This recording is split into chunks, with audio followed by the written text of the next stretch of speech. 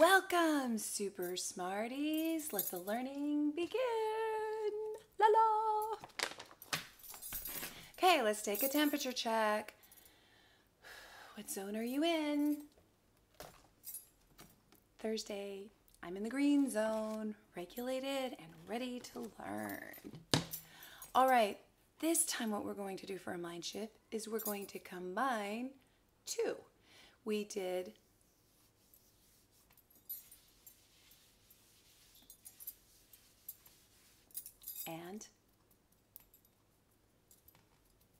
and today we're going to put them together. So this is body scan for the muscles. Remember, you're going to say affirmations while you're breathing in and out deeply. I am capable. I am competent. I'm kind. I am caring.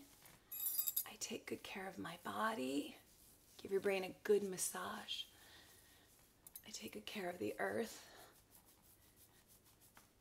I'm considerate of others. I work hard. I have a growth mindset.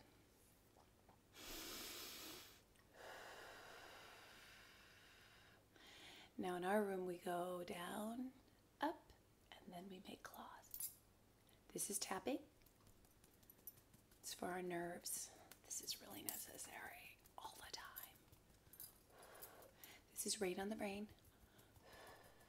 Feels good. Make sure you get your neck and your shoulders and your back.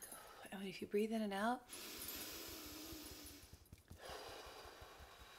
the benefit of tapping is even greater. Okay, 27, underneath your eyes and your chin, your temples, across your forehead, your eyebrows. And then you want to do your karate chop. I forgot that the last time, so I'm adding it in this time. And we're going to state intentions. I will work hard. I will try. I will stay focused. I will think of others. I will remember my mindsets. And I will utilize mind shifts to help myself get regulated and ready to learn. We always take a deep breath in. And we clap over our head. And then we release the breath. Coming right down the medial plane. Pulling both of our hemispheres in our brain together and releasing the air. Our body is oxygenated and we should be ready to learn. All right, so let's refer to our calendar. Our week is running out. It is no longer Wednesday. Yesterday was Wednesday, so I need a face space. This will be base, the face space. And they rhyme again. Yesterday, and let me fix yesterday. Yesterday was space, capital W, E-D, N-E-S, D-A-Y, and then a period. And 6 de mayo, 1, 2, 3, 4, 5, 6, 7 de mayo. So it's a 7. Fly right across the sky and at a left angle down from heaven.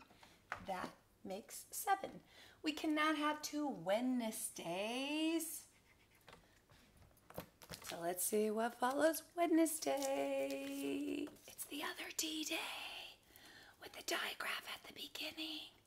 T-H for thumb, of turkey, Thursday. And S is stealer S there, stealing Z sound. What a word. And there it is to check, capital T-H-U-R-S-D-A-Y.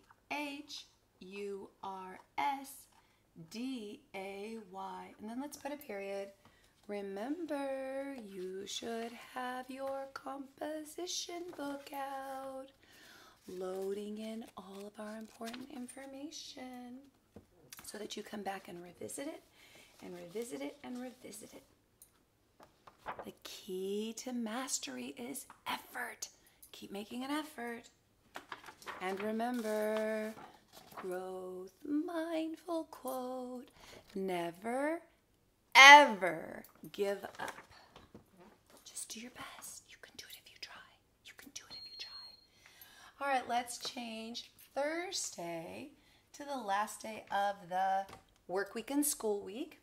Thursday. So today is Thursday. Tomorrow will be Friday.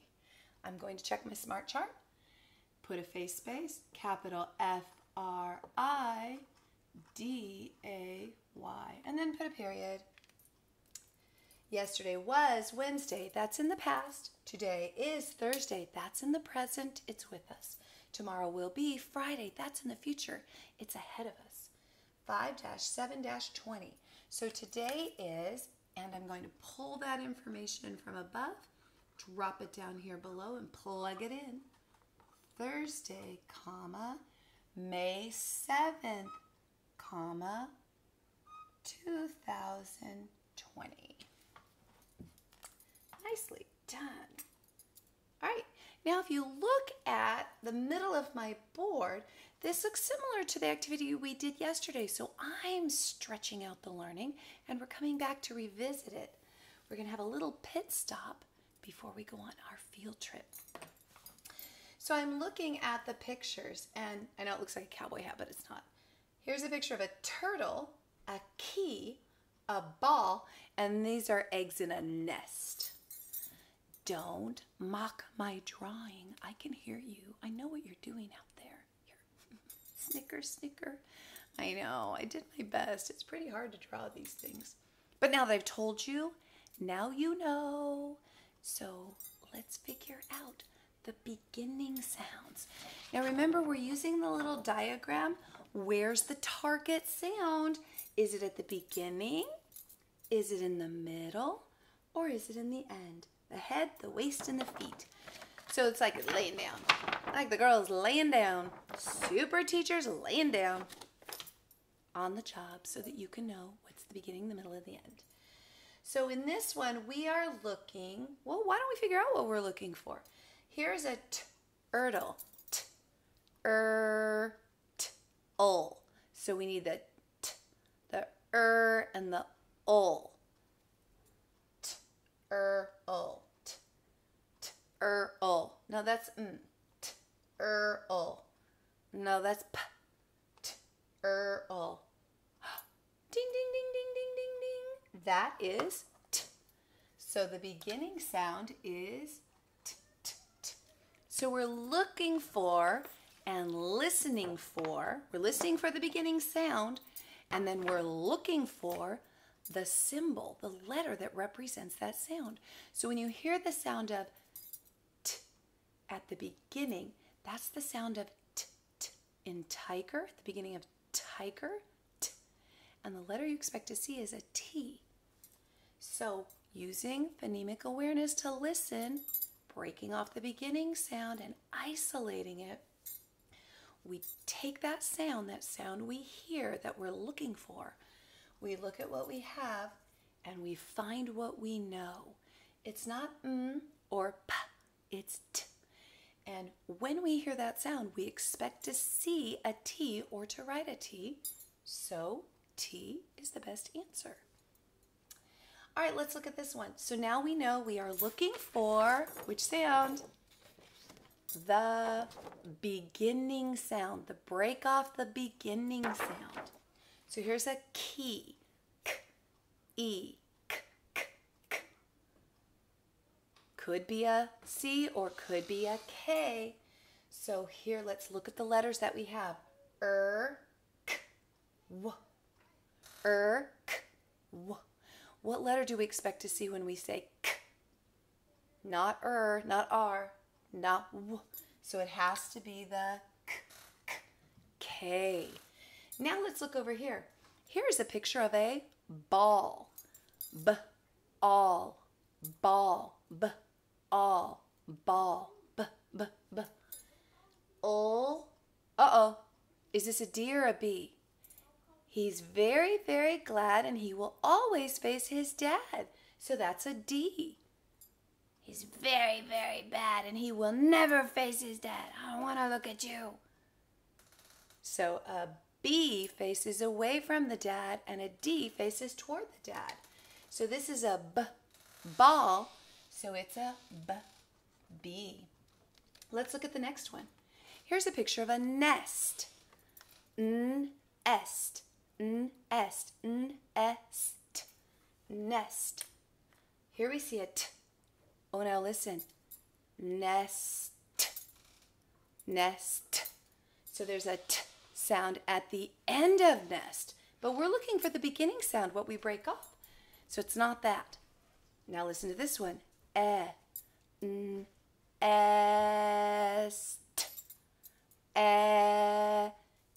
is in the middle of nest. That's an E. But we're not looking for the middle sound. We're looking for what happens at the beginning. So what letter do we expect to see? Like nose, an for nest. Nicely done. Make sure you transfer this into your composition book. And while you're doing that, honk, honk, beep, beep. Here we go on a learning field trip. Climb on the bus. Time to build up schema. Have a little brain bite, a little nibble, just a schema snack, not a whole meal. We get back to our classroom. I'll feed some people whole meals so they're so full. They get fat with learning. All right, let's look at our label here. Equal size, equal value. Size, value. Equal size, equal value. So we're looking to see if they equal the same amount and or if they are the same size. So is this going to require a little bit of magic? It is. So math magicians, get ready. We're going to math it up. Ready? All right, so we're asking for two things. Size, and size is going to be represented by an S, and value. Equal means the same. Unequal means not the same. So equal size for an S, equal value with a V. Size and value. Where my red pen went, I guess I can use a blue. Here's a red one. Hopefully it works. Green and red. All right, so let's look carefully. I think I'll still use a blue.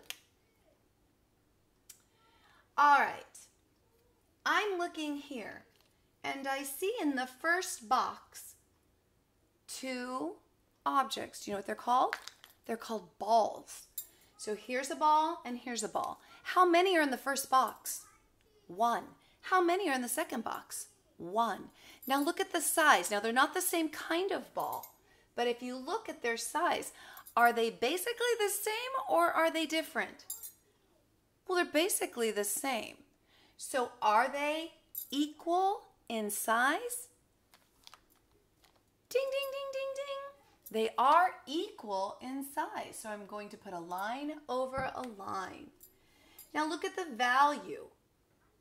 Is there one in the first box? Are there more in the second, less in the second, or the same amount? It's the same. There's one in the first box and one in the second. So let's write that. 1 and 1. Did I write the same thing? I did. So does it have the same value?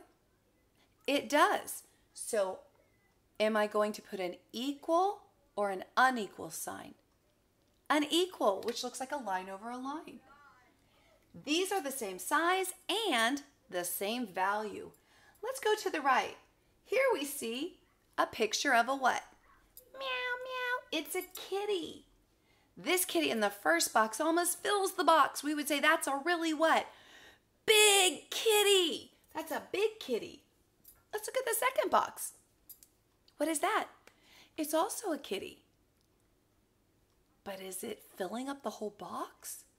No, it's not taking much space at all. So when we look at them, are they the same size? No, they are not the same size. So we would say they are unequal. We can represent that by a line over a line. and then a line through it. I made it red so it's easier to distinguish.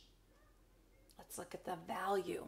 How many cats or kitties are in the first box? There's one, and he's taking up almost the whole box. Look at the second one, the second box. He's small, but how many? There's only one. 1 and 1. Did I say the same thing? Yes. Did I write the same number? Yes. So are they equal? Yes. So we are going to put an equal sign, and I'm going to use green. Line over line. These are equal.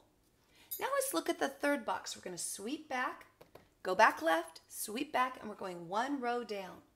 Here I see a box, and there are some more balls in it. How many balls do you see? I see 2. Look at the next box. How many do you see there? I see 1, 2, 3. So here are 2 and there are 3. Look at the size of the balls though. Are they about the same or are they different? Yeah, they're about the same size. The actual size of each ball is about the same. So would we say that's equal or unequal? Equal. Line over line shows equality. But now look at the value. I wrote a 2 here and I wrote a 3 there. 2, 3. Are those the same numbers? No. Are there the same amount in each of these squares? No. So is the value equal or unequal? Unequal. So the way we record it is a line over a line and a line through it. Not equal. The line through it, the slash through it says no, they are not equal. Look at the next one. This had a ball and a ball, a kitty and a kitty, balls and balls, balls and balls. A different kind of ball than here, but it's still just a ball. We call it a football. In other countries, they call it soccer ball, but our soccer balls are round, not kind of oblong. 1, 2. That's how many are in this square. 1, 2. That's how many are in this square. Look at the size of them. Are they about the same size or is it different? They're about the same size. So is the size equal or unequal? It's equal, so we put a line over a line. Look at the amount. 2 and 2. Is that the same number? If you say the same number, it has to be the same. 2, 2, 2, 2. If you show the same amount, it has to be the same. So the value is equal. It's the same. Same size, same value. Sweep back. We're going to go down one row and back to the left. Here we see, I didn't put a line down the middle. I fixed it. I'm awake. What do you know I'm doing? Making a mistake. It's expected, especially of me. Should be inspected. It was just oversight, and it didn't make a huge difference because I fixed it before we were going to solve it. And it has to be respected because that's how we learn. When you have to make materials all the time, sometimes you're going to make a mistake. I am not a machine. I am a human being. Sometimes I feel like a human machine. My programming needs to be fixed, maybe. All right, so here we see a heart and some more hearts. So they are all the same shape.